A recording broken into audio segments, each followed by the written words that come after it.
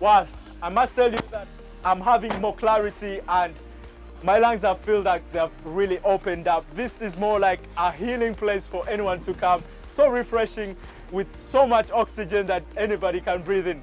That is Nature's Wild Homes and Cottages. Now, it's a solo partnership that was begun by an engineer called Michael. He actually had a vision. I'm going to ask him more about the vision. But he had a vision of creating a more natural, pampering place that people can come and chill and relax and just get lost in the world and forget more about their troubles and constraints at work.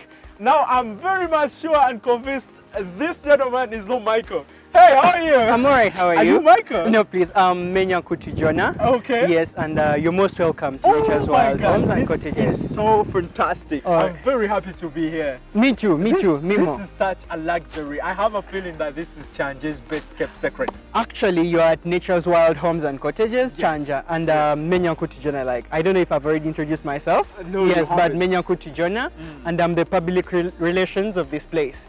We are glad to have you here. I'm glad to be here. Come on, anytime. I really get so worked up with work, the stress, the confinement in you know, those sort of generic places with blocks and all that, and get so suffocated with the global warming and not getting enough fresh air. But when I reached here, my lungs opened up. Exactly. I had more clarity to life.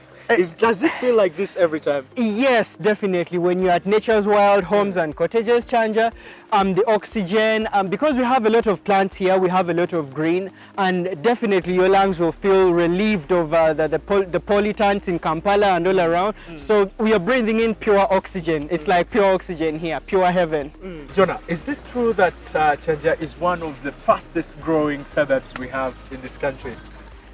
Precisely, you're accurate, right about that. We're actually located a few miles. It's 7 miles because down there is Kumbuzi. That is 7 miles from the post office in Kampala. So basically, we are just a small distance from Kampala, and we are accessible actually. So that means you can easily access from town if you're touring. If you're touring around Kampala, you can easily access KYANJA and then reach out to Nature's Wild Homes and Cottages. Jonah, there is this amazing aspect about Nature's Wild that is so fascinating to any overlooker or any person that have just come here. It's the amazing ecosystem that is actually planned so well. Can you tell me more about the ponds and, I mean, the stand of the trees and how you planned this? Yes, you've made very good observations actually. Here at Nature's Wild Homes and Cottages, we are having a number of ecosystems. Like the name says, Nature's Wild. So we are having fishing systems. We are having actually we would be having some wildlife like the monkeys, but because of the nearby people, we've lost the monkeys. But actually we had monkeys here because of the trees that are around. And looking at the ponds, we do sport fishing in these actually, whereby you can come around, you sit and you pay for a service. Your fish is yours. You can grill it right after you take it as yours. So we have here, and in the near future we shall bring some boats. So you'll be able to have some boat cruises around here. Big enough for a boat? Yeah, definitely. We shall bring rafts. Yeah. Whereby you do some exercise, yes, and you feel the nature, how people would be doing it, say 100 years ago. So you would put your raft here and then you do some exercising, you move around and relax, and yes, in the nature as well. I mean, what do you think? Because I understood this is literally on a baby stage, of things. I see some of the construction is still rising up. But what plans are you having for the future? Let's say about 10 years. Where would Nature's Wild, how would it look like? Yes, so very good question. So in 10 years from now, we hope that as you see, these trees take time to grow. So in 10 years from now, we are going to have a fully fledged forest here. It is going to be a wonder on its own. So we shall be expecting tourism from all over Uganda and from even abroad, whereby first of all people will be coming around to see those unique tree species around, and then we are planning also to diversify on the fishing systems here, whereby we shall be doing a variety of exotic kinds of fishing. So when you come here, you will find a forest that is having fishing, that is having a lot of botany, flowers and trees. Yes, so in 10 years from now, the nature itself is it will have grown. so it will be more visible. I mean, and how you will see. Jonah, Yes. all I can tell you is that this is the kind of ecosystem or eco nature that you can come here, heal your soul, and get back to Kampala a changed person and feel like you've left all your troubles here. Yeah, that's very right. I mean, come on, this must be crazy. When you look at the architectural plan of the cottages, it's so breathtaking. I mean, the way how they're strategically located, just that you have one almost facing the pond, which feels like it's just neighboring off the shores of a lake. And you being an architecture, I know this came in handy for you. Can you tell me more about the architectural plan of the cottages? So you earlier asked the question about the services we offer here. Yeah. So we have cottages, and in here we intend to offer accommodation for honeymooners and guests generally, or tourists who want to come around. So these are in the shape of a hut, of a traditional hut. In Africa, we used to stay in huts. So we are emulating the architecture design of a hut. And so as you wake up from bed, you can come right here and you sit, and then you watch the pond. In our case, you can refer it to as a lake. Yeah. So I mean, it's breathtaking, and it's like basically you're sleeping in the wild. So you wake up, you come to the pond, and yeah, basically that's it. Nature's World is also brags about breakfast and accommodation. What more can you tell me? Because man, it's just a rumor around town. Yeah. Have the best accommodation. True. So when you stay at Nature's Wild Homes and Cottages, you will be served. You will be provided with accommodation the night, and then you will be offered breakfast in the morning. We have room service, so you will definitely be catered for by our chef.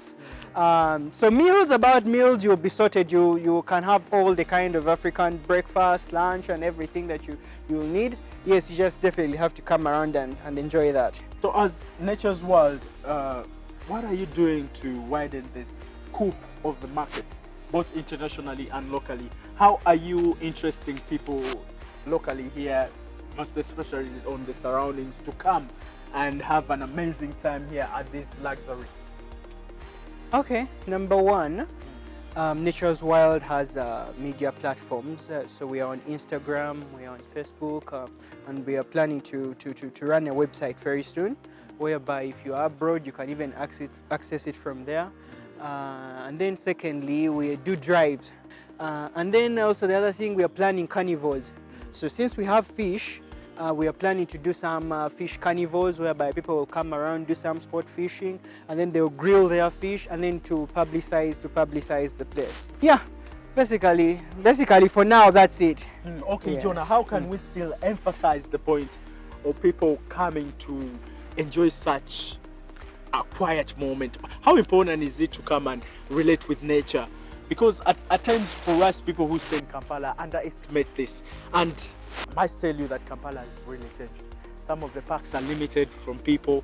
They are guarded, they are gazetted, people are excluded from having park time. And this comes in like gold for you. It's like somebody throwing gold nuggets at you to come and have an amazing time. So how can you emphasize the point of somebody coming to enjoy such a moment? Nature's Wild Homes and Cottages offers us an opportunity to realize that we can't coexist without nature. So you do realize that we have cut down so many trees, like not here of course, but out there we have cut down trees, we don't have flowers, we don't have grass. But actually, God had created this world for us to coexist with these things. So when you come to Nature's Wild, you will realize that very point that I'm trying to make. You realize that there is a different breath of air. You realize the way there is harmony. You will just look at the beauty of the trees, and then you will meditate, and you'll have a revamp of your life. You will feel different. You'll be inspired by what you see. You'll see that, the coexistence between man and nature. When you come to Nature's Wild Homes and Cottages, there is a change in mind. There is a change in mindset towards nature. Yes, that's what I can Some of the say. activities that you mentioned earlier, fishing is Yes. one of them. And Yes. I think we have to go fishing. Yeah, You that's prepare our hooks. Yeah, that's There's right. some That's waiting right. for us. That's right. We I'm should. excited for that experience because I've never fished in my life before. So here you maintain and you emphasize sustainable fishing. Is that true or false? Yes, that's true. You don't fish with nets, do you? Don't do that. We don't do that.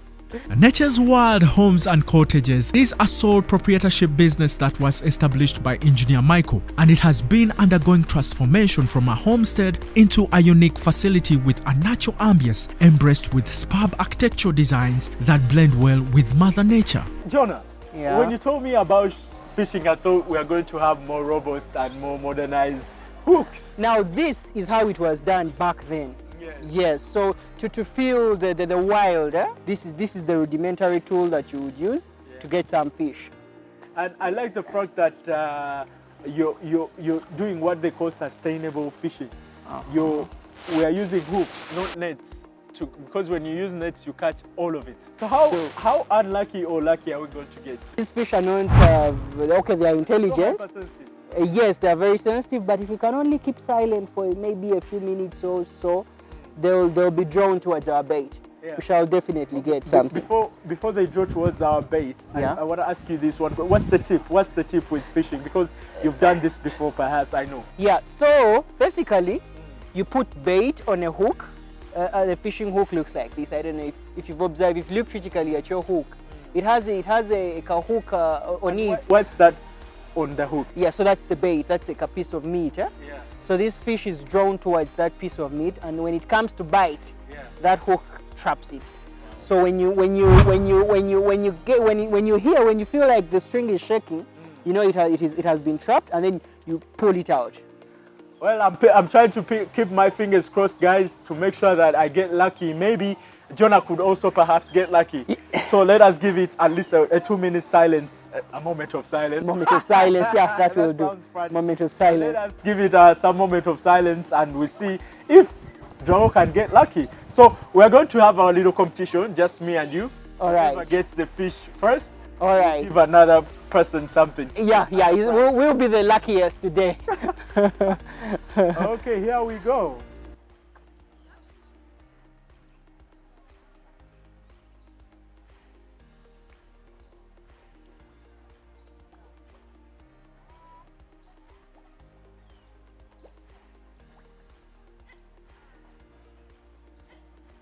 I think I'm feeling something. You've got something. You've got something. Wow, Yes, I've you've got got something. Come on, guys. This is for the world. After waiting a long while for this kind of fish, it's actually big enough. What is this? A tilapia? Yeah, it is not quite sure. I think it's tilapia.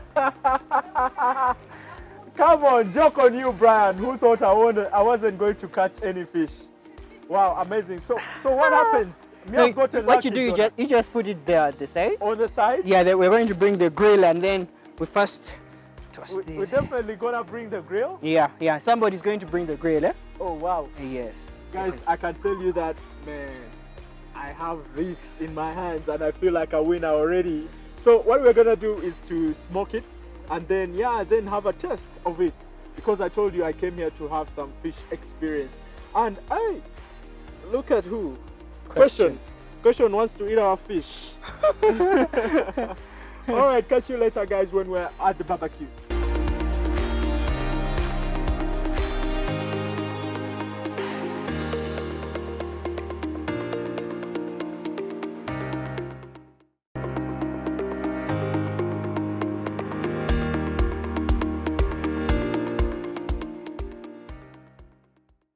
And finally, I get to meet the famous Michael, the engineer. The word has been crossing around. I mean, as Jonah, he told me, I'm not Michael, but you definitely get to meet Michael, the proprietor of this amazing property. Now, Michael, it's good to have you on the show. Thank you. It's been a pleasure coming here, and I must say, first thing first, I love your selection of wardrobe. It looks awesome. Are you so strong when it comes to culture? I'm Are very your culture beliefs so strong? I'm so strong. Yes. I like culture Yes. of all tribes, especially mine. Yes. I'm a cultural activist. You're Muganda. I'm Uganda by tribe Yes. and the Ugandan by nationality. So what is your totem? My totem is Fumbe, Yes. or in English called civet cat. It is subdivided, but our subunit Yes. is the greatest in the clan. What is the misconception that you've had about people of Fumbe? The misconception I've had about them Yes. is that they intermarry, Oh, yes. and yet we have tried as much as we can to make sure that we don't do that. Yes. Yes. And what is the greatest thing you've heard about? Okay, you know about the people. The And greatest, don't talk about yourself personally. the greatest thing I've written about Fombe. Yes. They have been they have done the kabakaship Yes. 3 times. Yes. And when it comes to the football competition in Uganda, Yes. I think they have won the trophy about 3 or 4 times. Yes. I'm called Kaima Ibrahim. Yes. Mamba, Muslim Uganda as well. And Yeah. I must say, I'm proud of my heritage, guys. I'm so proud of my heritage. Tell me, what was behind your mind coming up with this amazing property? Because I wanted to know your vision right from the start. My vision started way back when I was still a young boy in school. Yes. When I went to study in Western Uganda, I saw the hills, which was still so virgin and nice. I saw they had cows, and then I continued and I visited Bunyaruguru, which had many hills and the mountains, and then it had many lakes, about 54 lakes. I was so impressed with the lakes and the fish that we are playing in the ponds. So imagine that I wish I could have a place where I could have natural water and I could have life around me. Not only for human beings, but for cows, for goats, for chicken, even fish, which are rare. Yes. Amazing, amazing. Michael, I mean, you talk about you being an architecture. Did Yes. that come in handy for you planning this entire setup? Like the cottages to be situated there, the architect, the engineer's lounge, you know, the other cottages on the other side, the sizes of the ponds and how they're situated just next to each other. I mean, is this all your architectural knowledge playing on? Definitely. My ambition was to be a medical doctor. Okay. But that time when we were still students, we had only one university, that was Makerere University.